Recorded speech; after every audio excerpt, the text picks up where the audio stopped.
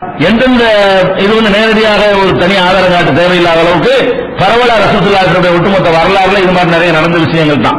என்னது, சில பொருள்கள் வந்து ரெண்டு விதத்துல யூஸ் ஆகுற மாதிரி இருக்கும்.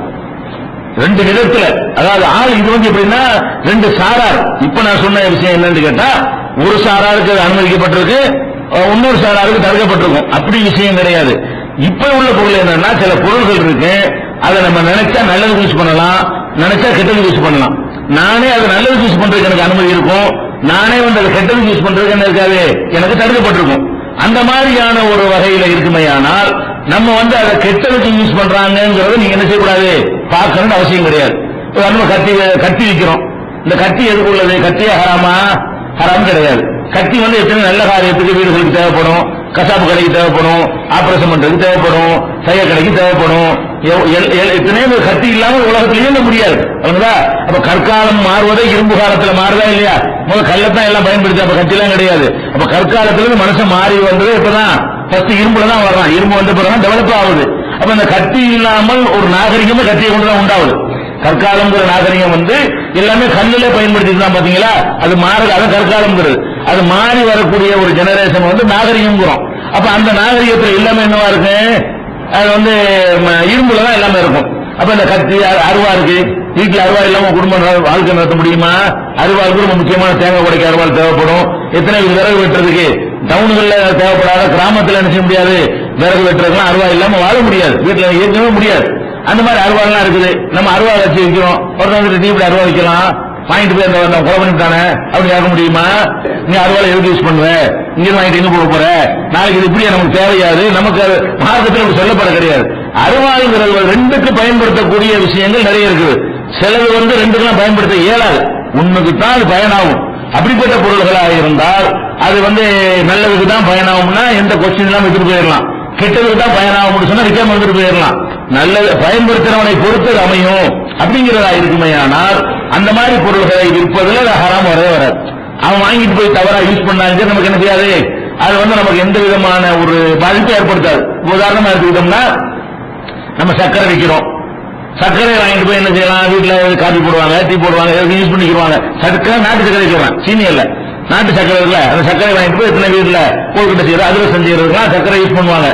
சாராயம் வச்சிருக்காத்த வாங்கிட்டு போவான், சாராய கடை வச்சிருக்கான், ஒரு 50 கிலோ சர்க்கரை தரங்கிறான், நீ சாராய கடைக்கார உனக்கு தரமாட்டேன். நம்ம வைக்கிற சர்க்கரை இதை வந்து நல்லதுக்கு யூஸ் பண்றதுக்கு நம்ம வைக்கிறோம், அவன் கெட்டதுக்கு யூஸ் பண்ணா நம்ம நல்லா கேட்கவும் மாட்டான், அவனுக்கு விற்காதுன்னு நமக்கு என்ன செய்யப்படவும் இல்லை, தடுக்கவும் இல்லை. அந்த தர்மம் செய்யற கூட 3 வகையான ஆட்களை கொண்டு கொடுத்தாருல, அதை வச்சு அவங்க ராங்க கூட விசாரம் பண்ற கொடுத்தா அது வச்சு இன்னும் ஒரு கெட்டு கூட ஒரு வாய்ப்பு இருக்கிறது. அது நமக்கு தேவையில்லாத விஷயம். நம்ம என்ன இது மார்க்கு அனுமதிக்கப்பட்ட விஷயம். வாங்கிட்டு போய் ஒரு தக்காளி பழத்தை வச்சு கூட ஒரு தினசரி மண்டையை உடைக்கலாம் செய்யலாம். அதுக்கு என்ன செய்யறது, ஒரு ஆப்பிள் வாங்கிட்டு கூட வச்சு கூட மண்டை காய்ச்சி தான் போயிடும். அதெல்லாம் அவன் யூஸ் பண்றவன் எதை வேணாலும் என்ன செய்வான், தப்பா யூஸ் பண்ணிட்டு போயிடுவான். இப்படி நிறைய விஷயங்கள் இருக்கிறது. அப்ப எல்லாமே அப்படித்தான். நல்லது கேட்ட தீப்பெட்டி கூட கொடுக்கூடாது, கொஞ்சம் விட்டான்னு செய்யறது. தீப்பிடி கேட்கறான், யாராவது வீட்டை கொடுத்து விட்டா என்ன பண்றது, இப்படி சொல்ல முடியுமா? அப்படி தீப்பிடி எல்லாத்தையும் செய்யலாங்கிற, என்ன வேண்டாலும் கெட்டதுக்கு பயன்படுத்தவும் படுத்தான் செய்வான். நமக்கு அது தேவை கிடையாது இல்லைங்களா? அப்ப என்ன ஒன்னே ஒண்ணு வரும், என்ன வரும் கேட்டா ஒருத்தன் வரலாம், அவனை கொள்ள போறான், ரெண்டு ஒரு அறுவலை பார்த்து தாங்குறான், அம்பாடி தரப்பா இருக்கு அவனுக்கு இதை சொல்லியே வந்து கேட்கறான், என்ன சொல்றான், அவனே சொல்லி எழுதுகிறான், அவனை தீர்த்து கட்ட போறேன், நல்ல கூர்மையா சூப்பரான ஒரு அறுவா தாங்குறான், அதுக்கு நான் தரமாட்டேன். ஏன், அது நல்லா தெரிஞ்சு போச்சு. ஒருத்தன் வர்றான், வந்து சாராயம் குடிக்கணும், 10 ரூபாய் கொடுங்கிறான், அந்த குடும்பமா சாராயம் குடிக்கிறவன் அவங்கள்ட்ட தர்மம் கேட்டா நீங்க கொடுக்கலாம். குடிக்காரன் வந்து கேட்கறான், 5 ரூபாய் கொடுங்க பசிக்குது, அவன் போய் சாராயம் குடிக்கிறான், அது உங்களுக்கு கொஸ்டின் ஆகாது. வந்து கேட்கவே எப்படி கேட்கறான், தண்ணி அடிக்கணும் ஒரு 10 ரூபாய் தாங்க, இப்ப கொடுக்க கூடாது. ஏன், அவன் எது கேட்கறான், காரியத்தை சொல்லி கேட்டுவிட்டான். சொல்லி கேட்கணும், நீங்க கொடுத்தீங்கன்னா தீமைக்கு உதவி செய்யற. அப்ப நல்லா தெளிவா சொன்ன தாவணும், அதை இது உழுதுவான். பாவத்துக்கு வரம்பு மேலும் உழவாதீங்க. ஒருத்தன் வர்றான், பொம்பளை பிள்ளை கல்யாணம் வச்சு வரதட்சணை கொடுங்க, ரூபாய் தாங்க இருக்கிறான், அதுக்கு உடனே வச்சு விட்டுற வேண்டியது. அவன் பொண்ணு வச்சுக்கிறவன் செய்யறான், கஷ்டப்படுறாங்க, ரூபாய் தாங்க 10,000 கொடுக்குறீங்க, அவன் அதை வச்சு வரதட்சணை கொடுத்தானே என்ன ரூபாய் செய்யற, அவங்கள எல்லாம் கேட்பானா? நீங்க வந்து அவனுடைய வறுமைக்கு கொடுக்குறீங்க.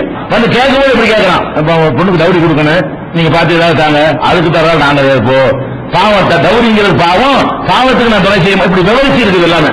அவன் வாங்கி கேட்கிறவன் யாரா இருந்தாலும் விவரிச்சு கேட்டுட்டானே, ஆனால் தான் நீங்க என்ன செய்யணும், நீங்க அதை தவிர்த்துக் கொள்ளணும். மற்றதை வந்து துருவி பார்க்கிறது என்பது வலாத்த ஜஸ்ட் குர்ஆன் எல்லாம் கட்டளைதான். எதையும் துருவி கேட்கக்கூடாது, வந்தா எடுத்துக்கணுமே தவிர துருவுனா உலகத்தில் வாழ இயலாது. இயலாது. துருமுனா என்ன செய்ய முடியாது, எந்த பொருளையும் விற்க இயலாது. இது என்னத்துக்கு வாங்கிட்டு போற, அது எப்படி நான் நம்புறது, இப்படி எல்லாம் கேட்க ஆரம்பிச்சு விற்க யாரும் பண்ண இயலுமா, ஒண்ணுமே பண்ண இயலாது. அதனால அவனுக்கு பிளேடு கூட விற்க இயலாது. நீ பிளேடு வாங்கி பிளேடு வச்சு என்ன செய்யலாமே, நீ பிளேடு வச்சு எல்லாத்தையும் பண்ணிட்டு இருக்காங்க, குடல இருக்கலாம் பிளேடு தான். இப்ப அவன் பிளேடு கூட விற்க முடியாம போயிடும். அப்ப எந்த ஒரு அற்பமான பொருள் கூட அது மாதிரி வந்துடும். அதனால இது ஒரு அடிப்படையை புரிந்து கொள்ள வேண்டும். இது மார்க்கத்தில் எந்த ஒரு விஷயம் நல்லதுக்கும் கெட்டதுக்கும் பயன்படுகிறதோ, அவங்க கெட்டதுக்கு பயன்படுத்தினாலும் நீங்க விற்கிறது தப்பு கிடையாது. அந்த மாதிரி எல்லாத்தையும் பிரிச்சு என்ன செய்யணும், நுணுக்கமான விஷயம் இது. இதையே கூட சில நாட்களுக்கு விளக்குற விஷயமா இருந்தாலும் நீங்க இந்த அடிப்படையை மனசுல வச்சுக்கிட்டீங்கன்னா நீங்க என்ன செய்யலாம், விவரமாக விரிச்சு அதை புரிந்து கொள்ளலாம்.